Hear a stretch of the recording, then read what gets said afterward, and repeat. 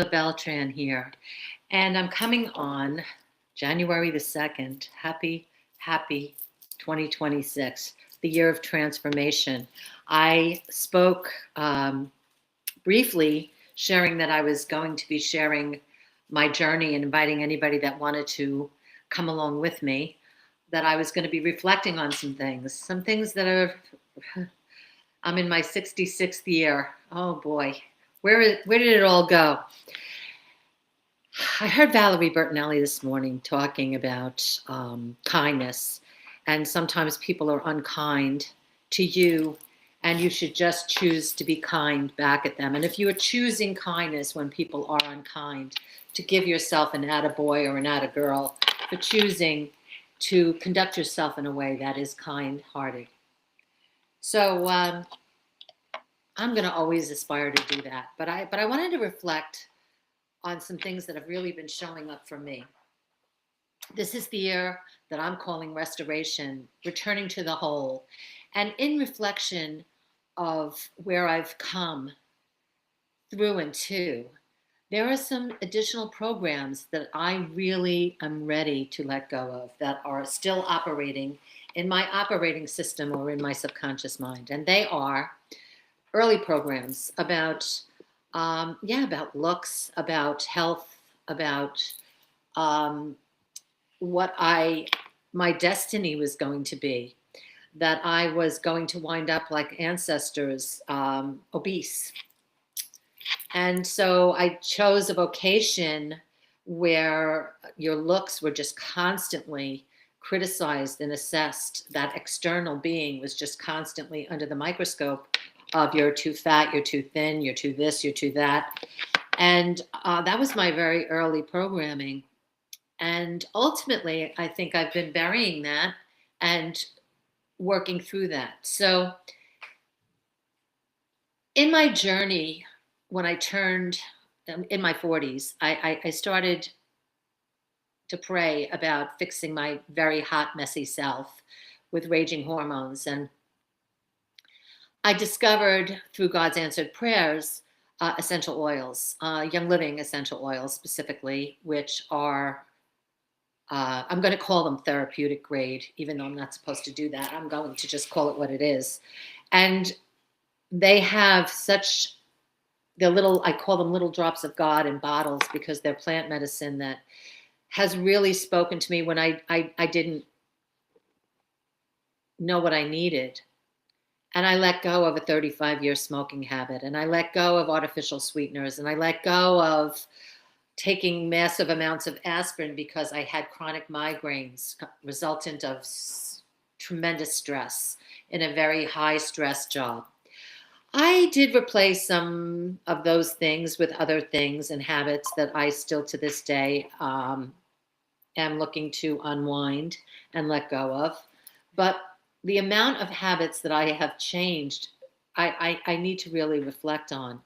And the story of I'm going to wind up just like my mom or my dad or my grandmother or my cousins or my this or that, or this is my story, is just something that has been programmed that is not true. And quite frankly, it's really, as I move through these decades, watching the physical changes externally and internally has become quite something.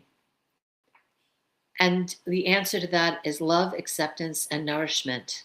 And I am dedicated to that. Where I used to go to Friendlies and have maybe one, maybe two Reese's Pieces Sundays, I kid you not, on extreme emotional stresses, my mother and I would pack up and go to Friendlies and do just that. I definitely stuffed and binged with food. I didn't do anything else. I didn't give up what I was stuffing in. So, but that was definitely a comfort choice that I made then, which I no longer do. I love food. I am a foodie. And I'm modifying that in my choices and choosing to eat things that are good for me, and loving them when I do, and stopping when I'm not, when I'm full.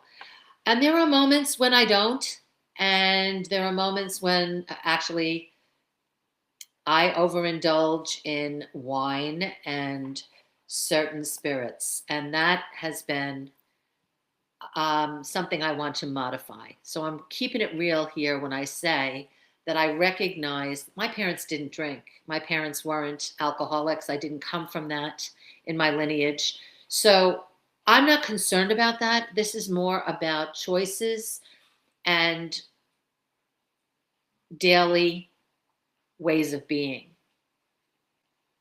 and choosing presence and to self nourish and to love where I am, exactly where I am, whether I'm looking in the mirror or I'm taking a walk around the block. If I wake up and I'm a little bit sore, to go and nourish myself through that because I do have tools. I've come a long way in self empowerment. And I believe God has answered my prayers with the people He's put in my life, the wisdom and the nuggets that I get, and the opportunity that I have to share truthfully what self empowerment looks like and what denial looks like, or what possibly is no longer serving, letting it go. What a strong choice that is. And our two superpowers are choice and our voice. So I'm using my voice, I'm changing my choice, and every day I am choosing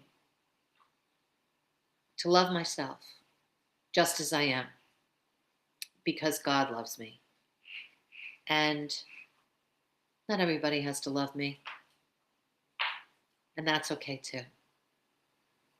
I hope anyone that needed to receive part of this message will also be gentle with themselves and love themselves enough to love yourself through healing, changes, choices, and know that your story is not over and it hasn't been completely written yet.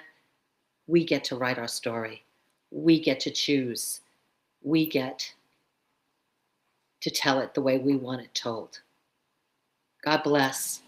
And you'll see me soon as I navigate this incredible year of change, choice, and transformation, the year of restoration. God bless.